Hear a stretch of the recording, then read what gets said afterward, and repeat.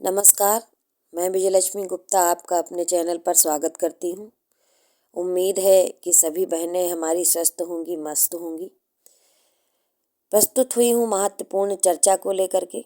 महत्वपूर्ण चर्चा आपकी कोर्ट केस के बारे में भी है, फाइनल रिजल्ट के बारे में भी है और नॉर्मलाइजेशन की प्रक्रिया द्वारा किसको फ़ायदा हो सकता है इसके बारे में भी है।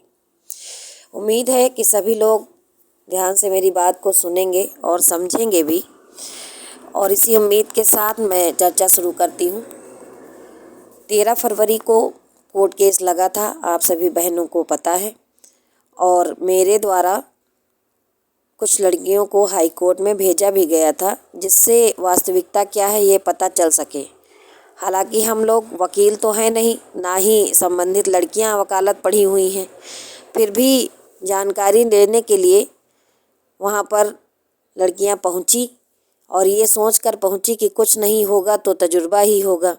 तो इस सोच के साथ वहाँ पर पहुंची और अपना केस जो था वो पहली मीटिंग में लिस्टेड नहीं हुआ, दूसरी मीटिंग में लिस्टेड करवाया गया, मेंशन कराया गया। उसके बाद में विडंबना ये, या कह लीजिए कि कुछ भाग्य की बात, कि सुनते सुनते 4 बज गए और जज महोदय उठ गए और 2 केस जो लगाए गए थे उन पर सुनवाई नहीं हुई।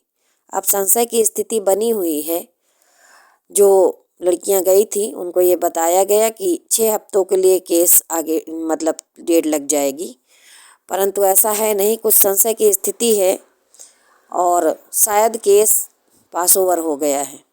तो हम लोग बनाई बातों पर और बताई बातों पर विश्वास ना करते हुए इंतज़ार करेंगे। 2 दिन के बाद जो है हाई कोर्ट की जो ऑफिशियल साइट है, ई कोर्ट वाली साइट है, उस पर जो है अपडेट आ जाएगी। जो भी हुआ होगा अच्छा ही हुआ होगा, ऐसा हम लोग सोचते हैं। बाकी आप तो जान ही गए हैं कि कोर्ट में कुछ भी नहीं हुआ है, अगली डेट ही मिली है। जो भी होगा उसको देखा जाएगा, वो एक अलग मुद्दा है, हमारा मुद्दा नहीं है। उस पर यूपी गवर्नमेंट और यूपी SSSC जाने, जो करना होगा करेगी ही। इस बीच में आप जानते हैं कि फाइनल रिजल्ट पर रोक है। मुख्य सेविका भर्ती में फाइनल रिजल्ट यानी कि अंतिम चयन पर रोक है, ना कि बीच की प्रक्रिया संपन्न कराने पर रोक है। आयोग में मेरे द्वारा गया, बातचीत भी की गई और माननीय सचिव सर जी ने एक सकारात्मक उत्तर भी दिया था कि हम रिवाइज्ड आंसर की जारी कर देंगे, और उन्होंने वैसा किया भी। यानी कि जो हमारे सचिव महोदय हैं वो अपनी जो बात कहते हैं उसको करते भी हैं, और प्रक्रिया पर रोक नहीं है। तो उन्होंने ये भी कहा था कि हम प्रक्रिया बढ़ाएंगे, लेकिन किसी को भी फाइनल डेट नहीं पता है। जैसे आंसर की के लिए उन्होंने 18 तारीख को बोला था कि हम डलवा देंगे और डेट नहीं बताई थी, तो हम लोग उम्मीद किए थे। तो 21 दिन के बाद जो है समथिंग आंसर की उन्होंने अपलोड करा दी है, तो उम्मीद कर सकते हैं कि जल्द ही वो हमारा जो फाइनल रिजल्ट है उसको साइट पर अपलोड करा देंगे। उसके बावजूद भी चूँकि हम लोग थोड़ा डरे हुए हैं अन्य परीक्षाओं को देखते हुए, तो ये निर्धारित किया गया है, निश्चित किया गया है कि हम लोग एक बार विनम्र निवेदन करने के लिए आयोग अवश्य पहुंचेंगी और विनम्रता के साथ सचिव सर से फिर से निवेदन करेंगी। जैसे रिवाइज्ड आंसर की के लिए निवेदन किया गया था, दोबारा हम लोग निवेदन करेंगी कि सर हमारा जो है फाइनल रिजल्ट आप दे दीजिए और DV भी करवा लीजिए।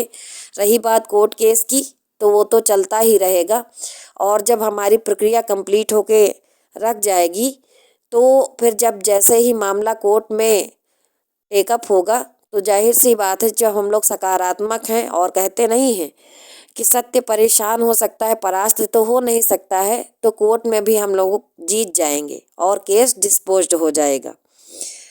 तो ये सब बातें लेकर के हम लोग एक जो डेट हम लोगों की निर्धारित की गई है उसी डेट में हम लोग आयोग पहुंचेंगे, और डेट आपको CCI सर ने बता ही दी है। ठीक है, अब बात करेंगे जो थोड़ा सा मन में संशय है नॉर्मलाइजेशन को लेकर के और फुल मार्क्स को लेकर के, तो इस पे भी थोड़ी सी चर्चा कर ही लेते हैं। हालांकि विभिन्न चैनलों के माध्यम से आपको बहुत कुछ बता दिया गया है। देखिए, हमारे आपके कहने से कोई शिफ्ट ना तो कठिन हो सकती है ना सरल हो सकती है। ये गणितीय आंकड़े होते हैं, नंबर का खेल होता है, और नंबर का जो आंकड़ा होता है वो हमेशा चौंकाने वाला होता है। मैं इसलिए कह रही हूँ क्योंकि समथिंग 500 लड़कियों का डेटा मेरे पास है। वो जेन्युइन लड़कियां हैं, वो मुझे अपना नाम और जितना नंबर पाई हैं बताई भी हैं मैंने उनको नोट किया और शिफ्ट वाइज डेटा अलग भी किया है। उसके बाद जब मैंने पूरे इधर फर्स्ट शिफ्ट के और सेकंड शिफ्ट के नंबर जोड़े तो मैंने ये पाया, हो सकता है कि मेरे पास डेटा जो भी आया है वो कुछ चौंकाने वाला ही आया हो, क्योंकि मेरे साथ वही लड़कियां जुड़ी हैं लगभग जिनका सिलेक्शन होना तय है। फिर मैंने उन डेटा को जोड़ा तो मैंने पाया कि फर्स्ट शिफ्ट कमज़ोर है और सेकंड शिफ्ट जो है 1-2 नंबर से मजबूत है।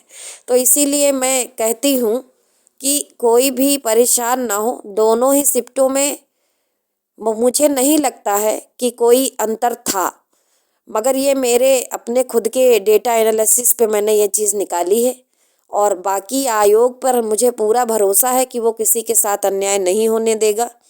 और जो कहा जा रहा है लोगों के द्वारा, तथाकथित लोगों के द्वारा कि सेकंड शिफ्ट कठिन है, तो मैं भी अब चूँकि इतने दिनों से कहा जा सकता है तो मेरी भी मानसिकता ये बन गई थी कि शायद सेकंड शिफ्ट कठिन थी।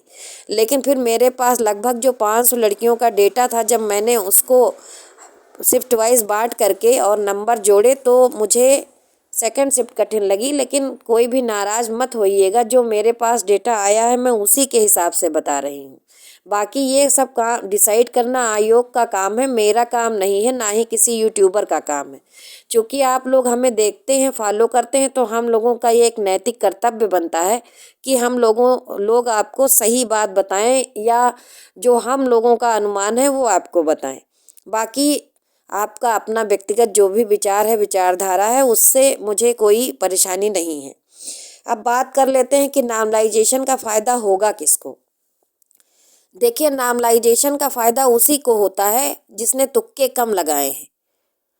इसको आप ऐसे समझ सकते हैं कि जैसे 2 कैंडिडेट हैं और दोनों ने बराबर नंबर पाए हैं। मान लीजिए कि दोनों कैंडिडेटों के 60-60 नंबर हैं और एक कैंडिडेट ने 70 नंबर अटैम्प्ट किए हैं फुल और दूसरे ने 95 अटैम्प्ट कर लिए हैं, ठीक है। और दोनों ही कंडीशन में दोनों लोगों के 60-60 नंबर आए हैं। तो जब भी नॉर्मलाइजेशन होगा और जिसमें भी नॉर्मलाइजेशन किया जाएगा तो फ़ायदा उन्हीं को मिलेगा जिन्होंने अटैम्प्ट कम किया है और उनके नंबर 60 हैं। जैसे मान लीजिए कि जिसने जो है 70 नंबर का अटैम्प्ट किया है उसका 60 नंबर है, ठीक है, तो उसकी एक्यूरेसी ज़्यादा है, तो नॉर्मलाइजेशन का फ़ायदा भी उसे ही मिलेगा। तो आप लोग थोड़ा सा अपना बौद्धिक स्तर जो भी है उसके हिसाब से अपना देख दाख लो कि ऐसा तो नहीं आपने पूरे अटैम्प्ट कर रखे हैं और नॉर्मलाइजेशन के लिए चिल्ला रही हैं और फुल मार्क्स के लिए परेशान हो गई हैं। तो ऐसा ना हो कि आपने बहुत ज़्यादा अटैम्प्ट कर लिए हैं और आपके बहुत ज़्यादा गलत हो गए हैं और उसके बाद आप नॉर्मलाइजेशन के लिए आफत मचाएं, परेशान हो जाएं और हो लास्ट में ये कि नॉर्मलाइजेशन तो हो लेकिन फ़ायदा आपको ना मिले। फ़ायदा वही वाली दशा है जैसे अभी आप लोग परेशान हैं कि नंबर फर्स्ट शिफ्ट वालों को दे दिए गए हैं, तब आप लोग ये चिल्लाने लगेंगी जब एक ही शिफ्ट में, मान लीजिए आप सेकंड शिफ्ट में हैं और दोनों लोगों के नंबर बराबर होंगे एक ही शिफ्ट के बच्चों में, तो एक को फ़ायदा मिल जाएगा और एक को नुकसान मिल जाएगा, तब भी आप परेशान हो जाएंगी। तो इस चीज़ को आप चेक कर लें कि आपने कितना अटैम्प्ट किया है, कितना आपने गलत किया है, आपकी शुद्धता कितनी है। तो ये जहाँ तक मुझे जो जानकारी थी मैंने आपको बताई है। उम्मीद है कि आप लोग संतुष्ट होंगे, हालांकि मैं जानती हूँ कि आप लोग संतुष्ट होंगे नहीं, क्योंकि जब आप आयोग के फुल मार्क्स से संतुष्ट नहीं हैं, आप शिफ्ट से संतुष्ट नहीं हैं, आप अपने रिजल्ट से संतुष्ट नहीं हैं, आप अभी तक खुद को नहीं पहचान पाए हैं कि हम क्या हैं, हमने क्या पढ़ाई की, क्या नहीं लिखाई की या कैसे क्या। देखिए, एक जो चीज़ होती है, मैंने देखा है कि इस भर्ती परीक्षा में बहुत धुरंधर लड़कियां जो IAS PCS की भी तैयारी करती हैं वो इसमें बैठी थी। अब ये कहिए भाग्य की विडंबना कहिए या वो दिन उनका नहीं था, तो वो भी 35 और 40 नंबर लेकर आ गई हैं। यानी कि जो इतने बड़े एग्ज़ाम देता हो तो जाहिर सी बात है उसका बौद्धिक स्तर अच्छा होगा, उसके बाद भी वो 40 और 35 नंबर लाया है। तो कहीं ना कहीं पर सोचने वाली बात है कि वो दिन भी हमारा होना चाहिए, क्योंकि एग्ज़ाम सेंटर के अंदर का जो प्रेशर होता है वो बहुत ज़्यादा होता है। कहते नहीं है कि जिसका प्रेजेंस ऑफ माइंड काम कर गया होगा उस टाइम, पढ़ाई भले ही सबने बराबर की हो या सभी जुटे रहे हों 12-12, 14-14 घंटे, लेकिन एग्ज़ाम सेंटर के अंदर जब पेपर आपको मिला तब आपने क्या किया ये मायने रखता है। अब बाद में विभिन्न प्रकार के मुद्दों को लेकर के आपस में लड़ने का कोई मतलब नहीं है, कोई फ़ायदा नहीं है।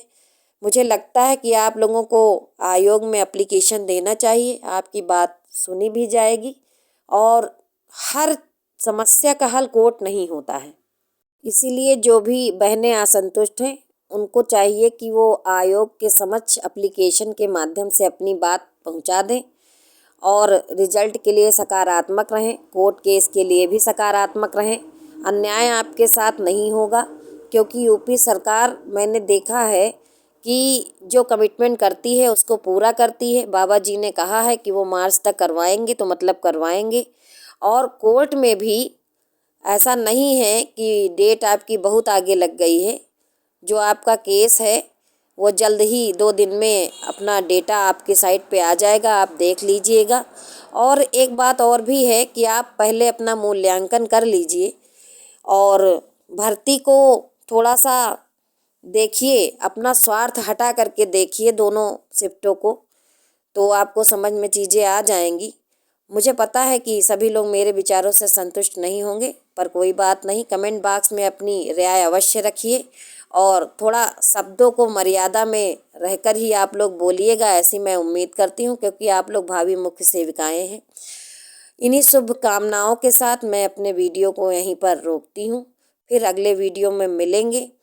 और वीडियो को अगर आपका दिल करे तो ज़्यादा से ज़्यादा शेयर कर दीजिए, अच्छा लगा हो तो लाइक कर दीजिए और चैनल को सब्सक्राइब अवश्य कर लीजिए, क्योंकि मैं आपको आगे भी जो भी समस्याएं आएंगी उन पर चर्चा करूंगी, बातचीत करूंगी। धन्यवाद।